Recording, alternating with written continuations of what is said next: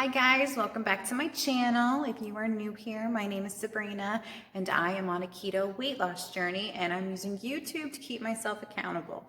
So if that is something that interests you and you want to join me and support me on my journey, please take a minute here in the beginning to like this video and subscribe to my channel.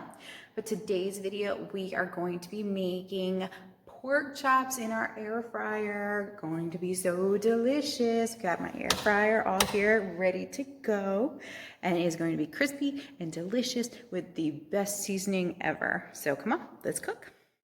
So the first thing we're going to do is we're going to get all our ingredients together. Today I have 2 large bone-in pork chops happening here, pretty decent thickness, so like an inch or 2.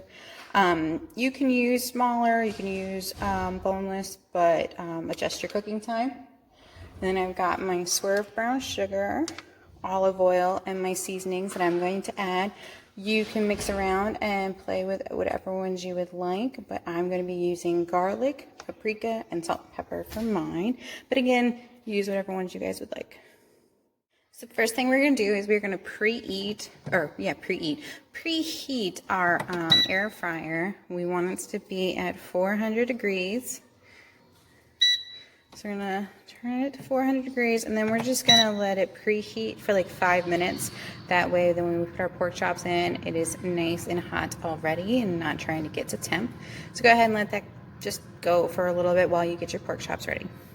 So the next thing you're going to want to do is you're going to want to dry off your pork chops. So you want get all the moisture off the top. So just simply take a paper towel and just press it down. You know, do both sides, and then until, I mean, it's not too bad, but you want to get all that extra just meat juice off. That's not yummy. And so we're going to do both sides and wipe it off with a paper towel. And when you're done with that, you'll take about a tablespoon of your olive oil and drizzle it all over. And then you're going to come over here, and in this bowl, in a separate bowl, I have added my brown sugar and my spices, and I have mixed them all up so that you have a nice little rub here. So after you dry off your pork chops and coat them in olive oil, you're going to want to sprinkle your brown sugar rub all over both sides of your pork chops.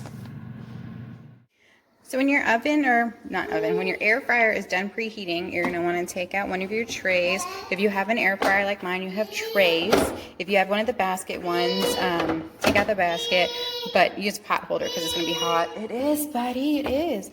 And then I'm just going to give mine just a little spray, just so that it doesn't, the pork chops don't stick to it and you don't lose your nice crust that you've got going with the rub. Ooh, but do be careful, because if you have preheated it, it is going to be hot. So now that I've sprayed that, I'm going to take these beautiful pork chops and I'm going to put them in my air fryer.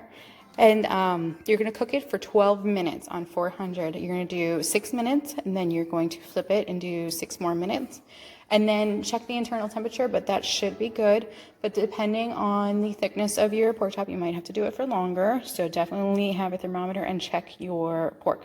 So nobody wants to eat undercooked pork. All right, so we're putting these in.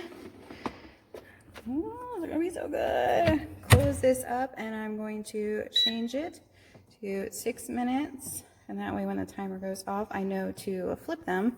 So 6 minutes on 400.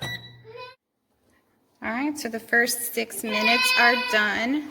So we're gonna pull these out. Ooh, they're looking good. I'm gonna set them down right now. I'm gonna flip them. I'm gonna go ahead and give these a flip. Ooh, look at that coloring. It's just gonna be so good. All right, so we're gonna put them back in for another 6 minutes. Put my tongs down, get my pot holder so nobody gets burned today. Okay, so there's 6 minutes at 400. And again, after these 6 minutes are done, please check them and make sure that they are to temp. This should be good. All right, so these pork chops, I guess, are a little bit thicker than the last time. Yeah, buddy, I'm trying to film. They can't hear me.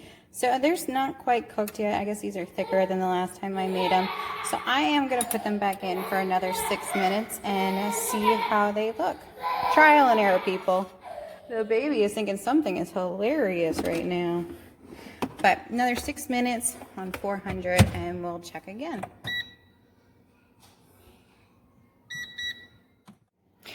So here's after that last 6 minutes. Look at that. Perfect. Cooked perfection. So it really just depends on the size of your pork chop. I ended up having to do an additional 6 minutes for these. So if you got a thicker pork chop, just definitely make sure to check them. But I'm going to dig into these and let you... Ooh, my fork is stuck. But look at that color. That is going to be so yummy.